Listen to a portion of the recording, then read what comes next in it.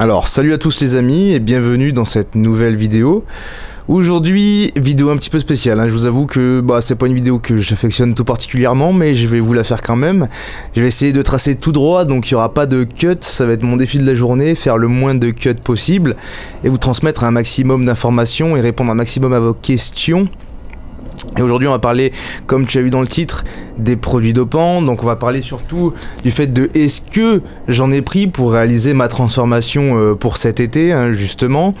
Et est-ce que quel est mon avis surtout en fait vis-à-vis des produits dopants, parce que évidemment comme tout bon pratiquant de muscu qui a essayé et qui essaye en fait d'avoir le meilleur niveau possible, il y a forcément un moment où tu tombes nez à nez avec ce sujet. Et où clairement en fait tu te poses la question, ou tu te renseignes, etc. Donc je vais t'expliquer un petit peu mon parcours en espérant que ça puisse t'aider. Je vais essayer d'être un maximum honnête avec toi dans cette vidéo, donc j'espère que ça te plaira. Avant de commencer, n'hésite pas à aller, lien en description, si jamais tu veux avoir la mâchoire plus carrée, moins de joues, moins de double menton.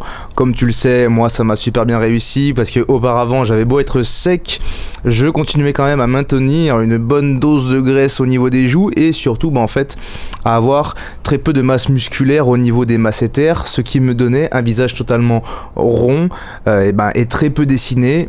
Grâce à la musculation des masséters, grâce aux gommes joedesign.fr que tu as lié en description, j'ai pu muscler mes masséters et du coup améliorer mon visage.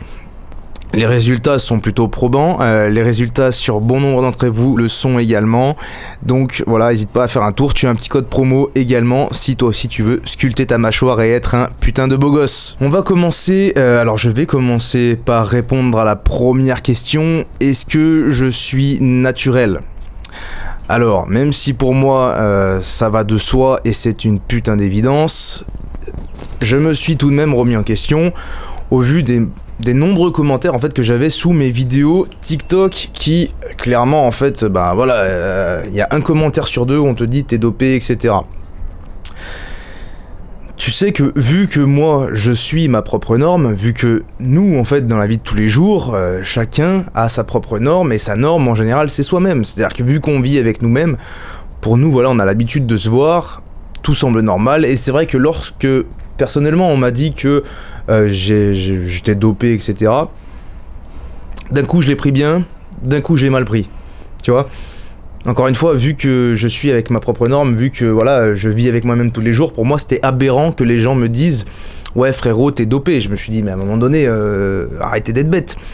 Mais d'un autre côté, je me suis dit « C'est vrai que les gens ils vivent pas constamment avec moi ». Et c'est vrai qu'on n'a pas tous les mêmes bases physiques, physiologiques. Donc à un moment donné, c'est normal que les gens se posent la question, sachant qu'en plus c'est un sujet, mais mon Dieu, où tout le monde donne son avis. Enfin je veux dire... Même des gens qui parlent de produits alors qu'ils ont jamais eu aucun putain de niveau dans le domaine du bodybuilding, tu vois. Il y en a sur TikTok, beaucoup qui parlent de produits dopants, les gens les suivent et les croient, alors que moi frérot, il me dit que lui a pris des produits dopants, je me dis mais frère tu te fous de ma gueule, t'as aucun physique. Tu vois, et il y en a beaucoup des gens sur TikTok qui parlent de ça en mode oui j'ai déjà pris des produits machin etc. Je vous parle de la testo, je vous parle de ceci, de cela, mais frère t'es pas un bodybuilder, tu ressembles à rien, t'as même pas un niveau de mec naturel, qu'est-ce que tu viens nous casser les couilles? Et les gens croient encore ces mecs là, donc enfin bref. C'est une petite parenthèse de merde, j'ai dit j'allais pas couper aujourd'hui, j'allais pas faire de montage, je vous transmets tout d'un coup, donc on va éviter de partir en couille. Mais t'as compris mon point de vue, enfin je veux dire... Si on croit plus les mecs qui disent qu'ils sont natifs, mais qu'on croit ce genre de personnes là qui n'ont aucun niveau physique, aucune performance, mais qui te disent qu'ils ont pris des produits, enfin je sais pas, je veux dire dans un cas comme dans l'autre, ça matche pas, tu vois, normalement, hein. Mais bref. Donc non, je ne prends pas et je n'ai pas pris de produits dopants. Encore moins d'ailleurs pour cette transformation de cet été, et d'ailleurs normalement c'est censé être un petit peu cohérent parce que vous avez vu ma transformation au fur et à mesure de l'année, et vu que quand j'ai repris la muscu j'ai commencé YouTube, donc normalement vous voyez que c'est cohérent. En revanche c'est vrai que le résultat final est excessif, mais est-ce que ce n'est pas un petit peu notre objectif à tous en tant que pratiquant naturel d'avoir un niveau de chargé ou qui s'approche du niveau des chargés tout en restant naturel? Pour ma part, c'est mon plus grand défi. Et je pense que c'est le plus grand défi de ceux qui sont naturels et qui vraiment ont la niaque, tu vois. C'est mon point de vue, c'est le point de vue de beaucoup. Après, voilà, il y en a qui partagent pas cette idée-là. Ce n'est pas grave. Faut se rappeler que, quand même, bon, j'avais une sèche exceptionnelle, c'est vrai. Mais je connais exactement ce qu'il me faut du point de vue des calories. J'ai une diète, mais qui me va parfaitement. Je me frustre jamais. Même en sèche, je me frustre jamais. Toi-même, tu le sais. Tu connais mon mindset vis-à-vis de la diète, normalement. Tu as des vidéos qui en parlent, d'ailleurs, hein, sur ma chaîne YouTube. Donc je sais pertinemment ce que j'ai à faire, aussi bien au niveau de la diète, au niveau de l'entraînement. Au niveau de l'entraînement, je fais uniquement ce qui me fait plaisir. Moi, j'aime pousser, tu vois. Je ne fais pas du bodybuilding, je fais du sport quand je vais à la salle, ok? C'est très différent en plus, parce que même moi, mon mindset, c'est vrai qu'il ne s'approche pas de celui des bodybuilders. Et je pense que je ne l'ai... Même si j'ai essayé, avant, d'être un peu dans le truc bodybuilding, je ne suis quand même pas à leur niveau, parce que je ne comprends pas le principe, tu vois, du bodybuilding en lui-même. Ça fera l'objet d'une autre vidéo si tu veux. Et faut pas oublier, je fais 1m70 pour 73 kg actuellement, plutôt sec. C'est pas exceptionnel, mais je ne fais qu'un 1m70. Tu vois, j'ai des insertions longues sur tous les muscles, c'est-à-dire ils sont insérés tous assez loin. Sur les os, il y a très peu de tendons. Je n'ai, à part mes biceps, si, j'ai les biceps un peu courts, les pectoraux un peu courts, mais je veux dire, tu vois, c'est pas un muscle court. Ils prennent quand même de la place sur ma cage thoracique, tu vois. Et je n'ai pas commencé en étant tout maigre non plus. C'est-à-dire que moi, le sport, avant même que je me mette à faire de la musculation, à 15 ans, on me disait mais tu fais du rugby, tu vois. Donc j'avais une morphologie quand même qui était quand même là. J'ai jamais été maigre, j'ai toujours eu beaucoup la dalle.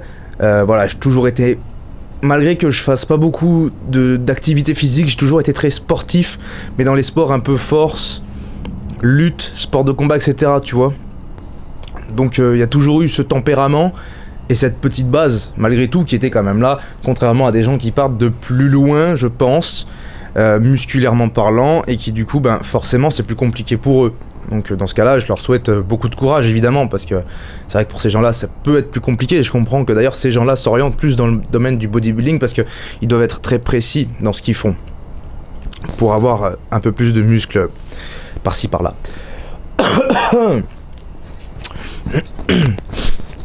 Ensuite, ce que je voulais dire, donc, c'était par rapport à une idée de vidéo que j'avais eue, que j'ai mis le principe sur TikTok, qui était de faire 1 an de prise de sang, avec une prise de sang par mois, pour vous montrer que je ne prenais rien, et que ben, j'allais quand même progresser, quand même sécher, etc. Donc tu peux me dire en commentaire si une vidéo de ce genre-là t'intéresserait. Faut savoir que je fais pas ça pour me justifier, parce qu'évidemment, même quand j'ai sorti cette vidéo pour proposer ce genre de vidéo-là, il y a quand même des gens qui ont encore ragé en mode mais il n'y a pas besoin de se justifier, mais nanana. Enfin bref, je ne fais pas ça pour ces gens-là, ça va de soi.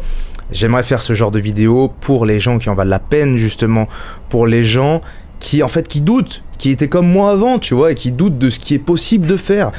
Moi, je suis là pour que ça soit quand même productif. Surtout avec une vidéo comme ça qui va prendre du temps, qui va me prendre de l'argent, parce que c'est 100 € la prise de sang à chaque fois.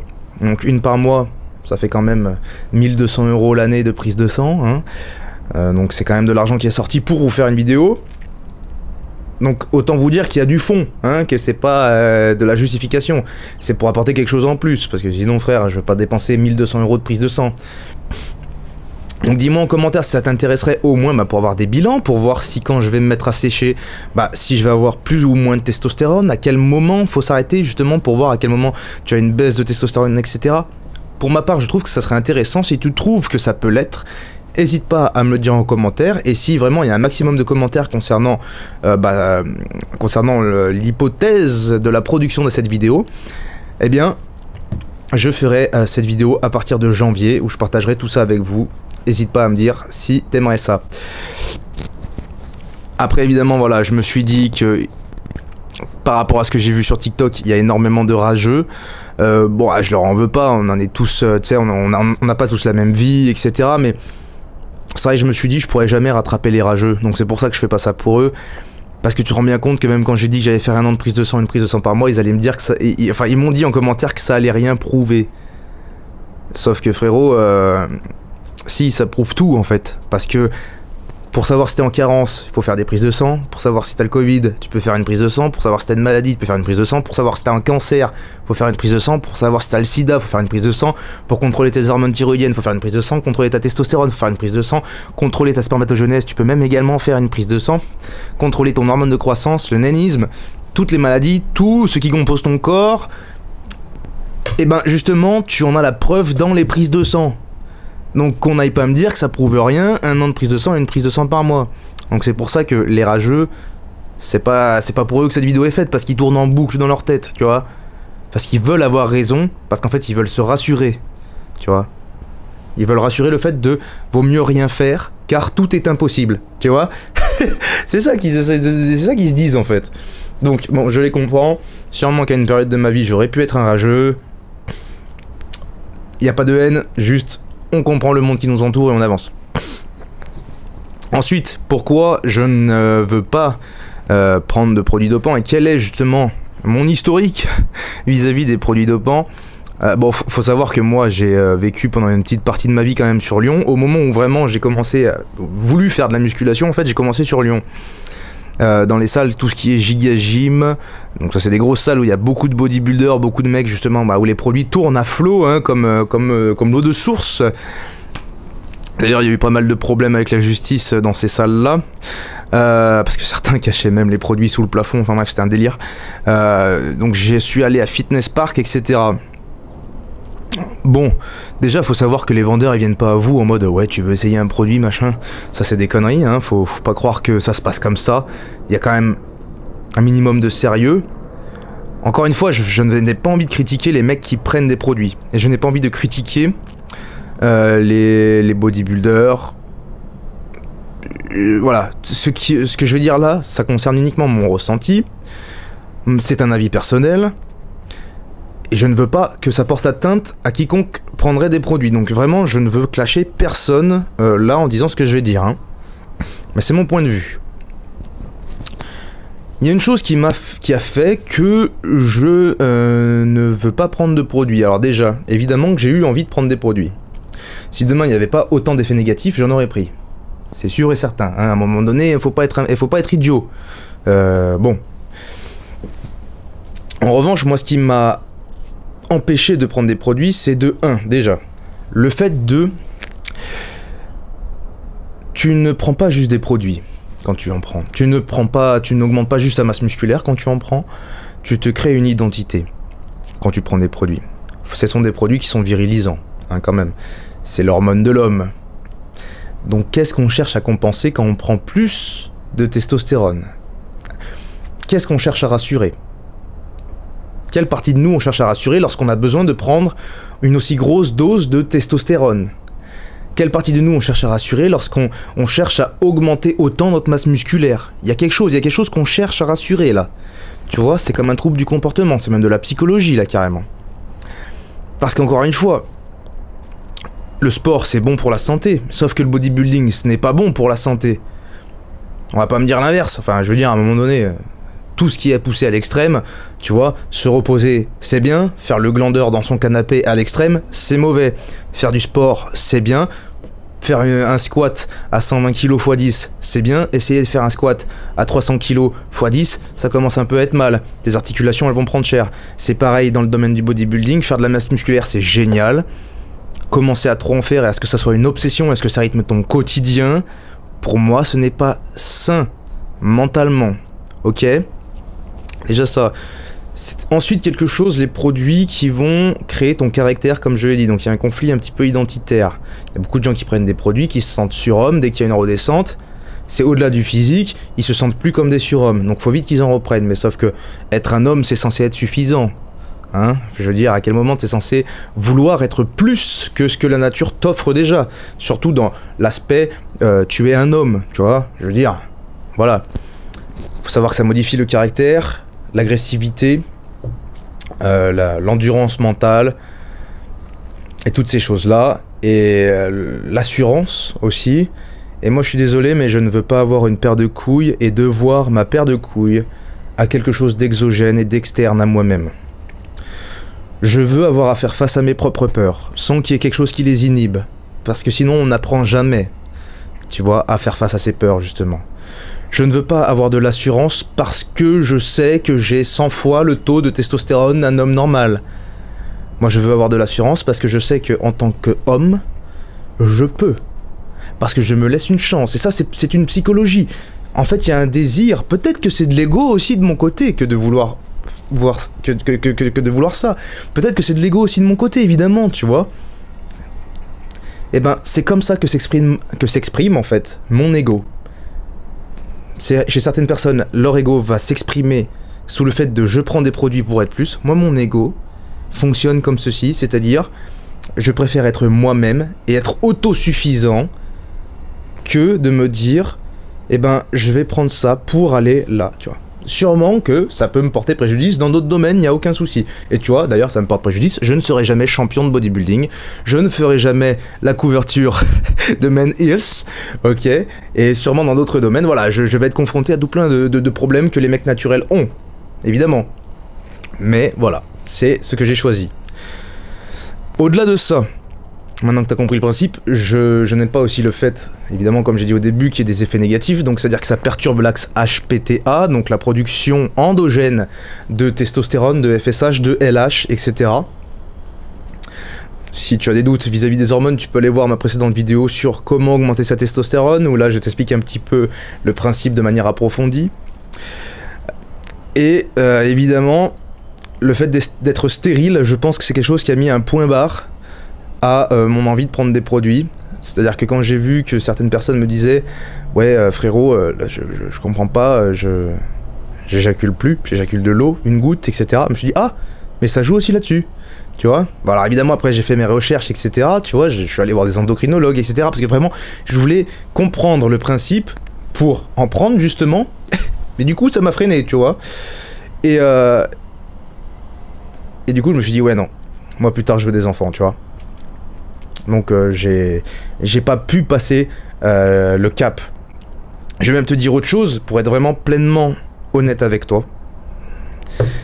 Je sais pas si ça va m'enculer de te dire ça, mais j'en avais acheté.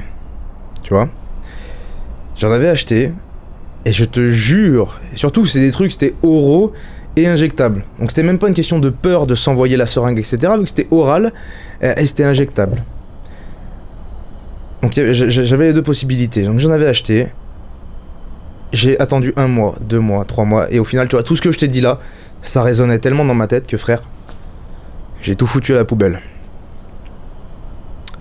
Donc je vais pas te dire que, ouais, mental de ouf, j'ai jamais voulu en prendre, j'en ai jamais pris, machin, tout ça, les dopés c'est des enculés qui trichent, etc. Je comprends pourquoi on peut avoir envie d'en prendre, vu que moi-même j'en ai acheté. Mais au moment où je devais en prendre, je me suis dit frérot, c'est pas toi. Et du coup, j'ai pas réussi à les prendre, même les oraux, j'ai pas réussi, tu vois. Donc j'ai tout jeté à la poubelle. J'ai dit, tu sais, j'ai entendu 1 mois, 2 mois, c'est dans le frigo. À un moment donné, je me suis dit, bon, allez, casse-toi, parce qu'apparemment, m'apporter des problèmes, c'est tout ce que ça va faire, j'ai foutu à la poubelle. Voilà. Donc au moins là, t'as un témoignage du début à la fin carré, quoi. Ouais, c'était une petite partie bizarre de ma vie, ça d'ailleurs. Mais bon. Mais voilà. J'espère que ce feedback, en tout cas, t'aura aidé. Parce que c'est vrai qu'on me pose souvent la question, je ferai pas d'autres vidéos sur ce sujet. Je ferai des vidéos sur la physiologie, sur comment comprendre notre organisme à soi. Tu vois, ça, y a pas de problème. Donc on pourra parler de testostérone, de comment augmenter son taux naturellement, d'hormones de croissance, d'insuline, de tout ce que tu veux, tout ce qui est physique, chimie, physiologique, scientifique, on peut en parler, mais je veux plus parler en fait de produits dopants après cette vidéo là. Voilà. Tu as mon point de vue, tu as mon historique, tu as le oui en effet, voilà, cet été c'était naturel. Même le clenbutérol, il y en a qui me disent ils prennent du clenbu, ils prennent de la traîne. Frérot. Je suis... non, je suis désolé, mais... ouais, ça sert à rien de façon de polémiquer sur le sujet. Les amis, j'espère en tout cas que cette vidéo vous aura plu.